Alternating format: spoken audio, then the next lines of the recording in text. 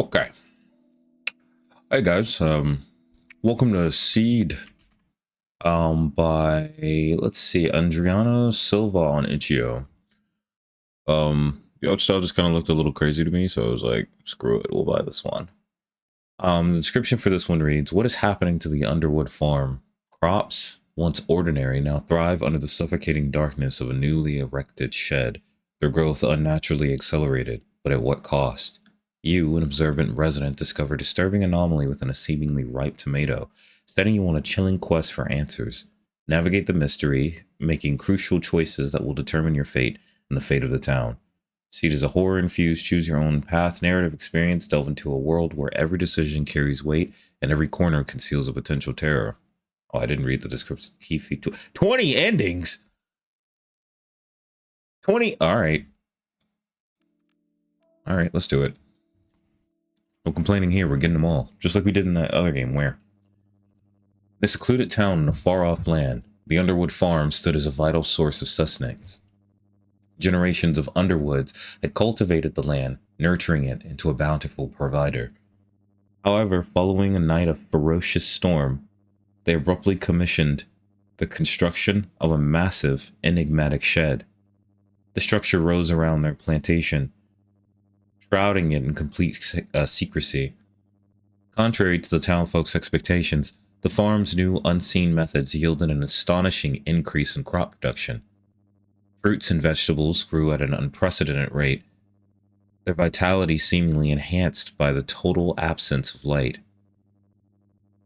The farm flourished, and its produce found its way onto every table in town, including your own. Curiosity piqued. You sliced it open. The flesh was fresh, but the internal structure was disturbingly abnormal, an unnatural design that sent a shiver down your spine. A sense of dread, of something profoundly wrong, settled over you. And so, your quest to unravel this mystery began.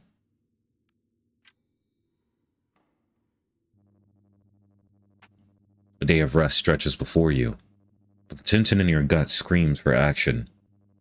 You know the guards. They're good, solid men, but they understand the world in simple terms. A misshapen tomato, even one with strange markings, won't rouse them to action. They likely tell you to take it to the priest, or perhaps the herbalist. You can't shake the feeling that something deeply wrong is happening. Sorry, the way the text is coming out is like so something beyond the mundane. You need to understand the source of this unsettling change in the fruit, and quickly. Oh, okay. So we already get choices. Okay. Wait, hold on. What happens if I hit exit? Does it have like a quick save? No.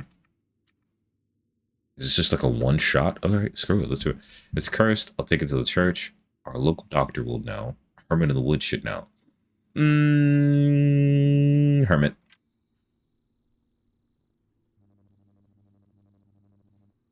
Oh, okay, cool. Sorry, I'm gonna skip the dialogue so I can just, or skip when it's coming in so that I can just read it. Deep within the woods, small huts stand shrouded in shadow. By a flickering fire, a figure sits cloaked in the darkness of their own robe. There are only two kinds of people who visit me in these woods. A female voice rasps from within the folds of the fabric. Those who seek healing, and those who seek to burn me at the stake. Which are you? You step closer, holding out the tomato. I need your help. Your voice trembling. Is this the work of evil? Have you seen anything like this? I'm going to say, is this the work of evil?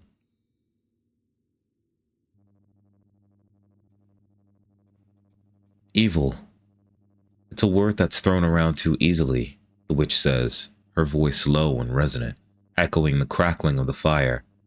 I've seen things that will curdle your blood, that defy any simple definition of evil. This is something different. This is danger. A raw, primal danger that threatens not just you, but everyone, even those who would see me burned at the stake. She shifts, and therein lies my dilemma. What do I gain by helping you? Can I stay here too? Do it for those who don't hate you. Plague in the crops will spread. That's what I'll say.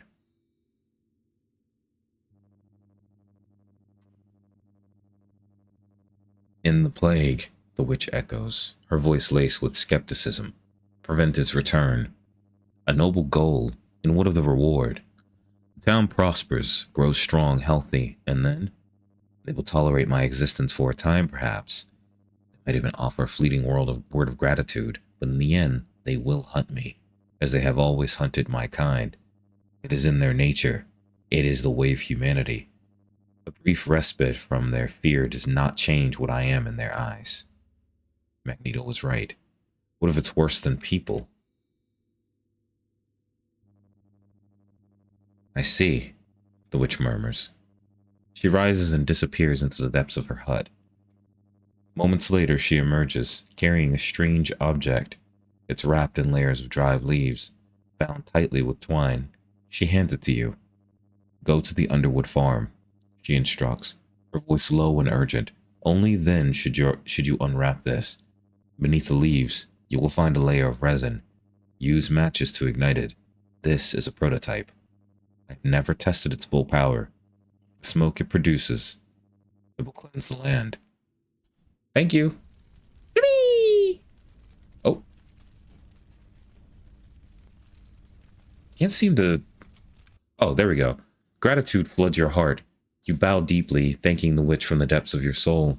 Then, you turn and leave the forest, the strange object clutched tightly in your hand. The weight of your task heavy upon you, you find a secluded spot near the woods to rest, venturing into the edge of town only long enough to secure a box of matches. Night falls, and the time for action arrives. You slip through the fence surrounding the Underwood farm, the silence broken only by the frantic beat of your own heart. You reach the bizarre wooden structure, the shed. It's time. You place the object on the ground and carefully peel away the layers of dried leaves. Beneath, a thick, cylindrical object resembling a crudely shaped barrel is revealed. Its surface is a patchwork of colors, hinting at the strange materials within. The air is thick with the faint, minty scent of the resin. You strike a match, shielding the fragile flame with the wind with your cupped hand. The fire touches the resin and ignites. Not with a crackle, not with a sound at all. The flame spreads instantly, unnaturally, engulfing the object in a silent inferno. The heat rises in a dizzying rush, surrounding you, consuming you. In a fraction of a second, you are gone, reduced to nothing but a smoking skeleton, collapsing where you stood. The burning wind explodes outwards, a wave of pure destruction. It sweeps across the farm, devouring the wooden structure, the crops, the Underwood house. Then it leaps beyond, tearing through the sleeping town. More than half the houses are engulfed in flames before anyone can react. Those who are spared in the initial blast awaken to the screams of their neighbors, trapped in a sea of fire. Their own cries are soon swallowed by the roaring inferno. By morning, nothing remains but ash and smoldering ruins. It is as if a dragon or something far more terrible has passed through, leaving only desolation in its wake. Damn! The witch, from her secluded haven in the woods, has eradicated 2 problems with a single devastating stroke. The unnatural crops are gone, and so are the people who despise her. And me! Oh, man! Well, what the... Is there really no save point? Hold on, it says how to play. To play the game, simply read the text. Interesting, some responses will leave you more questions than answers. Some multiple playthroughs will be required. Some answers can cause death, while some can lead you to figuring out the origin of the curse. You can skip text by clicking inside the box at any time. So there is no save. So I just have to one-shot this every single time. Okay, let's do it. All right, we already know what the hell's going on here. I'm not curious about anyone else. We're going to the hermit and we're going to try to change it again. Okay. So now, is it poison? Is this the work of evil? I kind of want to go down the same options that I had before and then just pick the slightly different one, right? So I'll have her say the thing about like evil again. Blah, blah, blah. Is this evil? Okay. So this is the last choice I believe I had, right? So do it for those who don't hate you. Can I stay here too? If she's willing to do something like kill me immediately and get rid of everybody else, which I don't blame her, by the way. I would probably do the same thing if I was her. I'm going to say do it for those who don't hate you. So I'm sure she's probably going to make us do the same thing, but I'd rather just get this ending right now. Boom. Do it for those who don't hate you. It's not possible, the witch says, her voice flat, devoid of any real hope. There's only hate and fear. They may swallow their prejudice for a time. They may even come to me when their own remedies fail. But it won't be out of love. It won't be out of desperation. They're just afraid of death. Their fear might make them tolerate me for a while, but it doesn't mean they've suddenly learned to trust someone like me. You are one step closer to acceptance. Are you one of those steps? Will you have me do what I must to save your people? She asked, echoing with a newfound resolve. The witch's gaze intensified. Without a word, she reached inside her robe for a small, wickedly curved blade. She passed it quickly through the flames, the metal hissing in the heat. Then she offered you the blade, hilt first. A drop of your blood. She rasps her voice, leaving no room for argument. You'll offer my blood to the devil. Trust her, offer. Well, obviously I'm going to trust her, but this is going to be like a bad ending. I'm going to say trust her.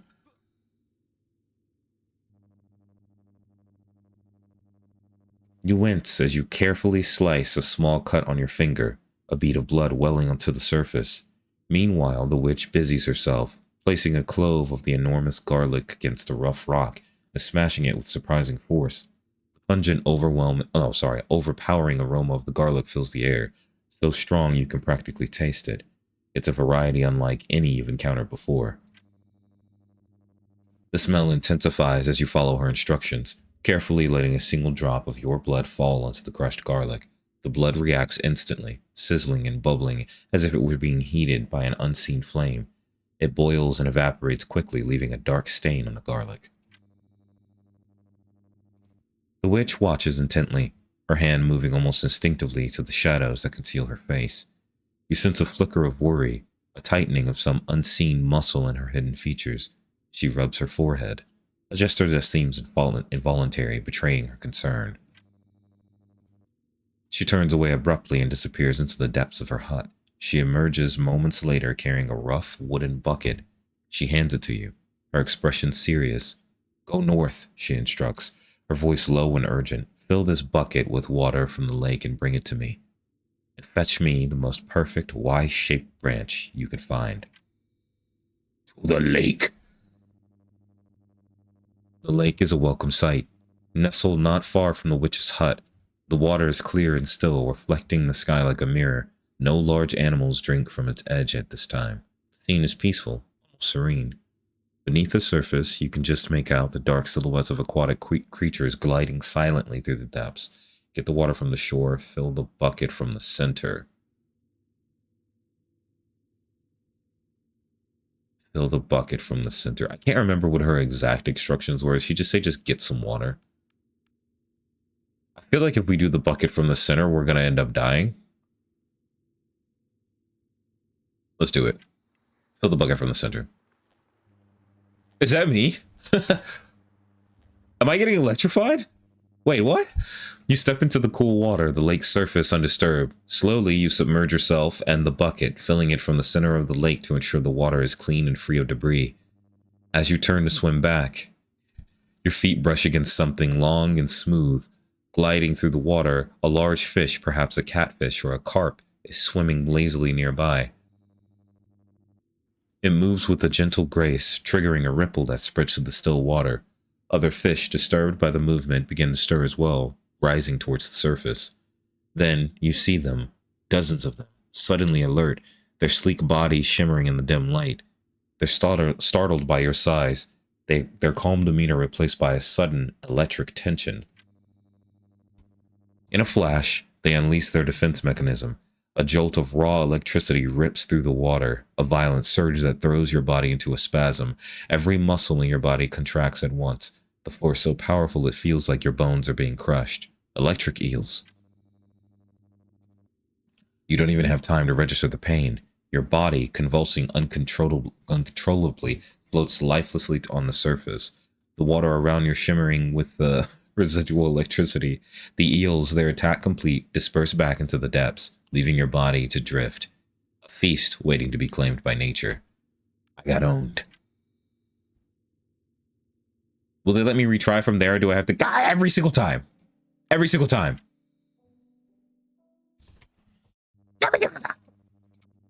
Alright, get the water from the shore.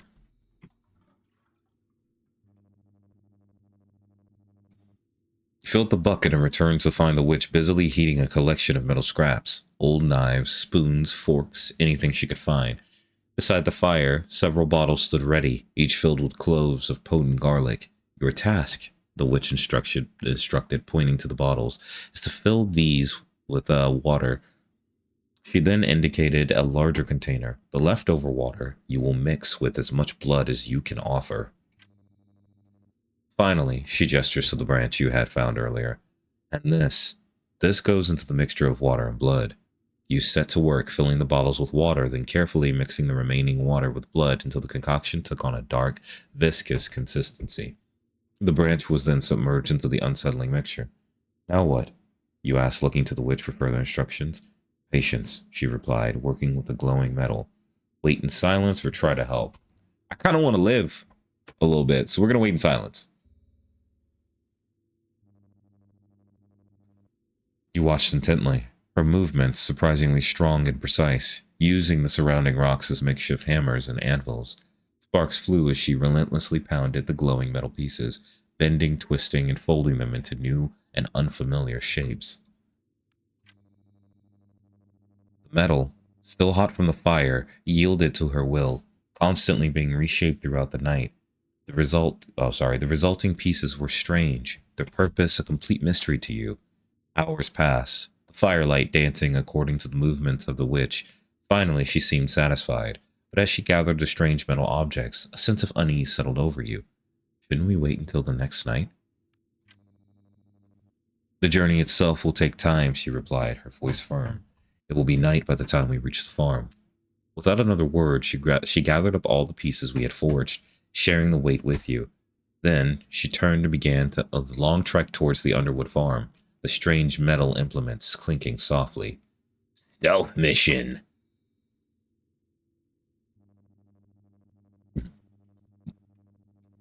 You reached the farm. Years of carpentry granted you the skill to pry open the gap in the fence, granting access to the colossal wooden structure that now sheltered the crops.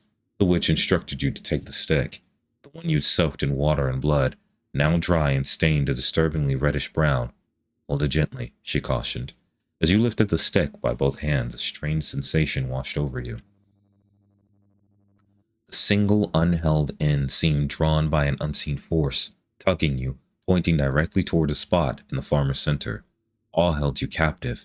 You simply followed the pull circling the farm's perimeter until the sticks locked onto a specific direction and remained fixed.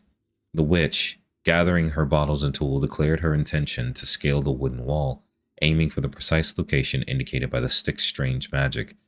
Let her climb, let me climb instead. I'm thinking that the better thing to do each time is to just going to let her, just follow her instructions completely all the way through here. And, I think everything else is probably going to result in death or some crazy stuff happening. But, who knows? But it seems like listening to her is the right thing, besides that first thing. Where I was like, oh, this is evil, yeah, let's just do it. And she just blew us all up. Let her climb. She was lighter, more agile. It was a logical choice. You remained rooted to your spot, the stick still pointing, as you watched the witch affix the improvised metal tools to her hands and feet. With methodical precision, she began her ascent. Each punch and kick drove the metal points into the wood, creating a secure platform. Slowly, steadily she climbed. Reaching the top, you tossed her the bottles filled with garlic water. She nodded, a silent promise to do her utmost to reach the farm's heart, guided by the magic stick's unwavering direction. What if she goes over and gets caught and ends up getting trapped? What's going on here? Sorry, I'm looking at the picture. High above the crops, the witch worked with focused precision. Using her tools, she carved a small opening between the massive logs of the wooden structure, just large enough to allow the liquid to penetrate. Carefully, she uncorked one of the bottles and poured a small amount of water inside, pausing, listening intently for any reaction.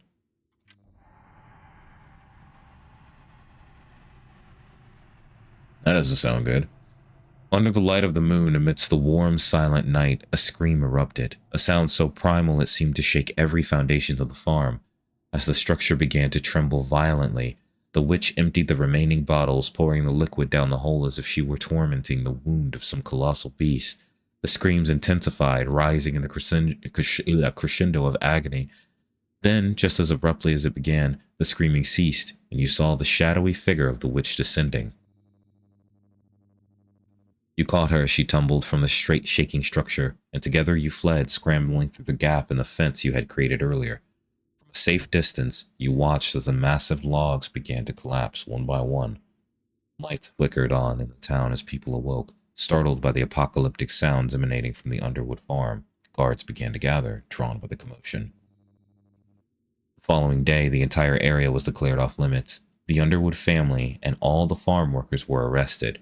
Whispers spread through the town about the local priest being dispatched to investigate the strange and terrible events. No one suspected that their salvation had come from the mysterious, solitary figure who dwelt in the woods, nor would they ever learn the true secret of the farm. As the wooden structure crumbled, you thought you saw arms flailing in the moonlight, but you dismissed it as an optical illusion. One thing, however, was no illusion: your renewed commitment to providing for the witch. You would use your skills as a carpenter to build her a new, stronger, and more comfortable hut in the woods. Peace. Yippee! Yahoo! Nice. Now let's go get all the bad stuff. I kind of want to see all the options for her, because as I see that I'm not going to be able to save and this at all, I'm thinking that I'm going to do this in parts, right? Like, I think I'm going to do these other two in parts, because I do have to hit the gym. Let's go back over here and get all the wrong options. So let's see. I'm thinking that, because I don't know if saying, is it poison or have you seen anything like this, is going to completely change it. Or if it's just like one of those, you know, you pick one and then you're still going to get the same options. So I think so. I want to go to the furthest option that I just did. So once again, I'm going to stick on the same path here. I'm going to say, is this a work of evil? I still haven't done the plague and the crops will spread. Oh no, I still haven't done can I stay here too? Because this is the one that got her to just kill me and everybody. So I'm going to do it for those who don't hate you. You're one step closer. Trust her.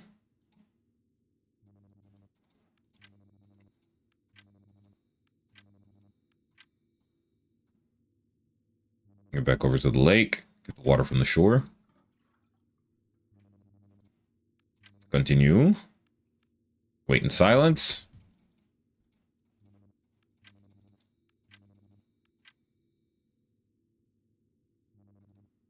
Continue. Let me climb instead. You took on the task, the weight of responsibility settling on your shoulders. Donning the metal-reinforced gloves and boots crafted by the witch, you began your ascent of the massive wooden structure. At first, it seemed simple, punching and kicking. You carved handholds and footholds, creating a makeshift ladder. But with each step upward, a tremor ran through you, a growing tension compounded by fatigue. The higher you climbed, the more the structure swayed and groaned under your weight. Near the summit, disaster struck. A section of wood, unable to bear your weight any longer, splintered and broke away.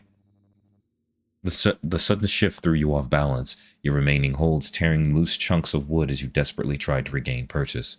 You plummeted. The impact was brutal, your entire back slamming against the unforgiving ground, your spine shattered, your skull fractured, life extinguished in an instant. The mission now rested solely in the witch's hands. Once again, we got owned. Literally anything but not trusting her got us there. And now...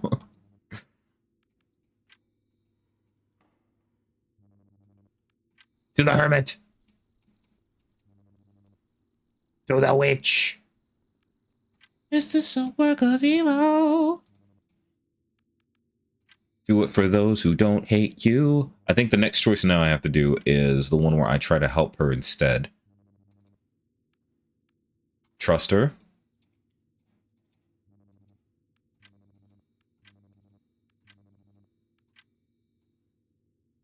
El Laco. Water from the shore.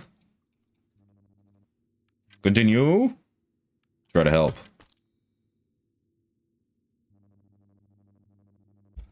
The witch labored tirelessly, her movements focused and deliberate. You offered your assistance, but she waved you away with a dismissive flick of her hand.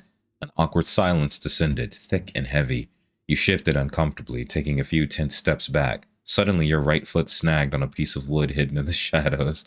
You stumbled, falling heavily. The back of your head slammed against the stone where you had been sitting moments before. The world faded into darkness. An unfortunate event, but at least it was a quick end. We once again got owned. Back to the hut. Okay, now we're at this part. You'll offer my blood to the devil.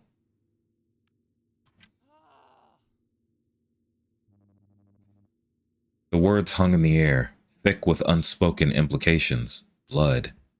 The very idea sent a tremor through you. Witch. Dark woods. It was everything you'd been taught to fear since childhood. The whispered tales of dark rituals, the frantic hunts, the chilling dread clung to that very name. You tried to reason, tried to see her as something other than the monster of folklore, but the request of your blood shattered that fragile facade. Suddenly, she was no longer a curious enigma, but a figure of nightmare. All rational thought fled, replaced by a primal terror. This wasn't just an offer, it was an invitation to hell itself. No. You breathed, the word torn from your throat. Horrified, you shook your head, unable to articulate the swirling chaos of fear and revulsion within you. Misunderstanding. The witch's reaction was immediate. She straightened, alarmed. Now I see it, she gasped, her voice laced with fear and anger. You're the one spreading the plague. You came to these woods carrying a tainted fruit. Its curse flowing through your veins. You thought I was just a frail, mad woman easily tricked, someone you could infect. Now that you see I'm your equal, you try to flee. But I won't let you leave these woods and poison everything. Mistaking you for an agent of the unseen enemy, she lunged, seizing a burning log from the fire. Years of battling the creatures of the woods had honed her into a fierce warrior. The burning wood slammed against your bones, searing your skin with each strike. As you slowed, growing dizzy, she snatched a small flask from a hidden pocket and flung its contents at you.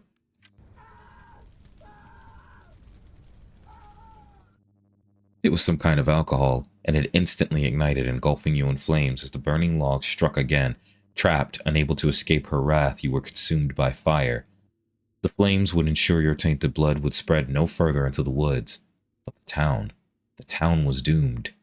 Destined to consume the cursed harvest from the farm. So if we don't trust her, she just beats the shit out of us and lights us on fire.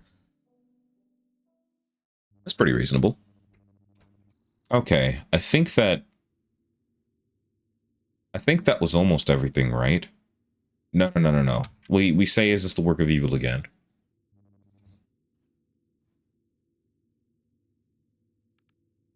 For those who don't hate you, and then we immediately get that. Okay, the plague in the crops we spread out. This is instant death. Okay, so I can just get this one out. Can I stay here too?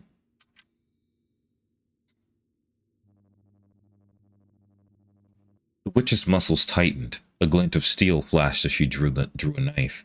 The blade a cold barrier between you. Where did you get these ideas? She demanded, her voice laced with suspicion. So you spoke, voice steady, though your heart hammered against your ribs. My parents, you began, the words rough with the memory, succumbed to an epidemic when I was just a child.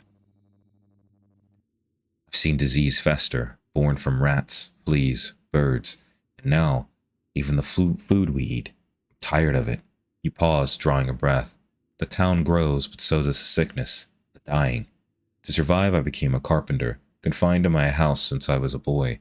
Every day is the same, a monotonous grind, driven by the fear of taxes, the exorbitant costs of medicine, the dread of nature's next attempt to wipe us all out. He's just talking about today. I'm tired of it all. I want to live here. You finished, your voice softer now. I learned from nature, like you did. The witch regarded you, her expression unseen. Then she turned, and From some hidden pocket, she showed you the largest garlic clove you have ever seen. It pulsed with a strange, vibrant energy. The curse of that farm, she said, her voice low, flows in your blood. You must cleanse yourself from the inside out. She held out the clove. Chew it, she instructed. Swallow it. Only then will I believe you. Only then will I accept you as my apprentice. And know this, she added, her voice dropping. It will not be an easy life. Eat it. What the hell? The giant clove crumbled in your mouth, a fleeting burst of flavor followed by a searing, all-consuming fire. It wasn't just the pungent taste of garlic, it was something far more visceral, a burning that spread through your entire being.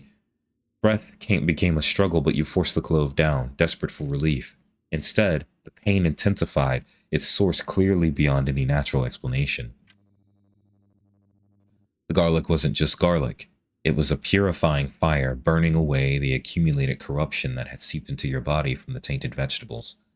You collapsed onto the forest floor, every nerve screaming in agony. You yearned to cry out, but your voice was trapped, lost in the inferno within. All you could manage were violent tremors and chilling sweat that soaked your clothes. Everything felt unbearably, impossibly hot. Hours later, you staggered to your feet, exhausted but cleansed. The witch, her expression unreadable, accepted you as her apprentice. Her first act was not to impart arcane knowledge, but to lead you through the forest, planting garlic cloves in strategic locations. This was paramount, a desperate measure to shield the woods, to hold back the encroaching evil that festered in the town. Then came the night of screams. You and the witch lay awake, listening to the horrifying cries echoing from the town below. It was as if the sickness, long dormant, had erupted all at once, plunging the population into a nightmare of suffering. The cries subsided, replaced by something far more sinister. The townsfolk, twisted and contorted, began to roam the plains, hunting down those who had escaped the initial wave of affliction. They were no longer human. Something hellish had taken root within them, corrupting them from the inside out. When they descended upon the forest, their ferocity was met by an unseen barrier. The garlic planted with such urgency had created a protective shield. You were safe for now. The world you knew had become a chaotic, deadly place. But, amidst the horror, a spark of purpose ignited within you. For the first time, you felt like you were on a path of your own choosing, not the one forced upon you by fate. You were on a quest to understand, to learn, to find a way to restore the ravaged lives of the people, but you knew with a chilling certainty that you could only succeed when you were finally ready. Hell yeah. I like that one too. All right, time to go get those other things now. Can I stay here as after this? Okay, so now we can do the other ones. I'm just going to see, because I'm kind of hoping that it's just... We'll see. We'll do... Is it poisoned? It's not poison, she explains. It's more like a plague within the food and within those who consume it. Even the fruits that appear normal, they carry it. But there are no outward symptoms, no visible signs in those who have been infected. I'm certain, she says, her voice low and resonant, that all who live near the farm are contaminated by something unseen, something unknown. I have ways of discerning such things, and I can begin with you. Dang, we got 3 more options out of this. Okay. Use me as your test subject. Use me, I'll do anything. I'm not sure about this. I'm sure this one is probably going to give us a bad end, like immediately, so I'm just going to do this. I'm not sure about this. My lady, you began, your voice trembling slightly. I beg your pardon, but I cannot submit myself to these trials. They are beyond my understanding, beyond anything I have ever known. It's not my intention to offend you, you hasten to add, but I must return to town. I will seek another way, a path more familiar. The misunderstanding. No way, did she beat us to death again?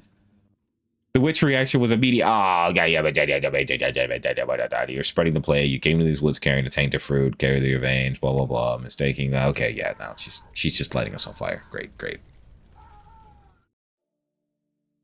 I even said I didn't mean to offend her. She doesn't care. Use me, I'll do anything. What's the difference between these? This one is way too eager, I guess.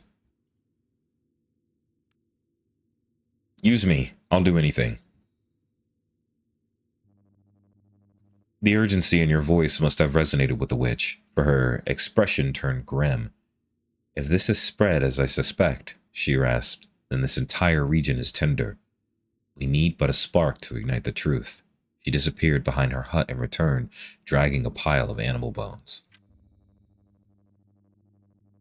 With an unsettling calm demeanor, she arranged them on the earthen floor piece by piece, forming a grotesque, humanoid figure. Come, she commanded, her voice leaving no room for argument. Lie beside it. A chill of apprehension ran through you. Confused and more than a little frightened, you obeyed, lying down next to the skeletal puzzle. Your gaze drifted upward to the star-dusted sky. Then she began to move the bones again, this time placing them on you, leg bones across your own, ribs mirroring your rib cage. Finally, she placed a deer skull over your face, the empty eye socket staring blankly into the night. I'm wigging out. Sorry. You are to do nothing but listen. The witch retrieves a bongo drum from her hut and begins to play. The rhythm pulsing, shifting, her voice a low chant in a language you don't understand. The sound envelops you, a vibration that seems to seep into your every bones, to your very bones. A strange heat rises from the animal bones that adorn your body, as if they are melding with your skin. The drumming intensifies, the beat growing louder, faster, a disorienting sensation washing over you. Your skin, your clothes, they are there, yet they feel indistinct, as if merging with everything around you, especially the bones. You feel yourself expanding, becoming lighter, less defined. You are no longer solid, but a thin, permeating liquid, flowing into the surroundings. The chant in your ears dissolves into silence, and you plunge into an abyss of sleep. Wake up. Oh, we're sick. Sorry. You awaken in the same spot. The music is gone. The hours vanished. It is time. The witch, offering no explanation, simply instructs you to gather the bones. The task feels effortless, almost dreamlike. You are light, unburdened by weight or weariness. The journey to the Underwood farm stretches for hours, yet you traverse the distance in a haze of tranquility. The over-relaxed sensation persists. Place the bones by the fence, the witch instructs. Step back, sit, and eat these. She offers dark leaves. You obey without question. Even their bitterness is muted in your tranquil state. Moments after swallowing the leaves, you are plunged into a different kind of sleep. A force pulls you, compels you upward. Your eyes snap open. Something is terribly wrong. You are a skeleton, a grotesque puppet assembled from the bones you carried. The serenity is shattered. Where before there was calm, now there is only a frenzied rush, a surge of adrenaline so potent it vibrates through your very bones. Now, the witch screams, bring down the farm, attack the walls. A surge of anxiety, nervousness, violent energy courses through you. You tear through the fence with bony fingers and charge toward the farm, clawing, biting at the strange wooden structures that protect the crops.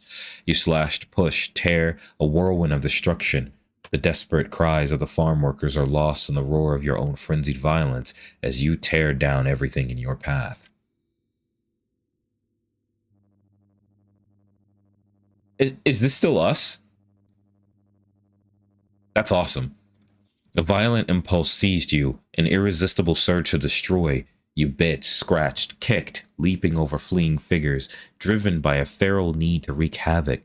A few brave souls remained even as most fled, some escaping on horseback, screaming for the guards. Farmers poked at you, attempting to inflict harm, but their efforts were futile. You were an undead creature, animated by dark magic. You tore through the crops, demolishing everything between them and the Underwood house. Soon, the farmers gave up, retreating to allow dozens of guards to flood the property. But these men lacked the farmers' courage. They froze, their terror palpable, as they watched you gnaw on a log before the shattered gates of the wooden structure. It wasn't just you that terrified them. It was something else. Something moving in the shadows amidst the overgrown tomato plants. You turned, trying to see what they saw.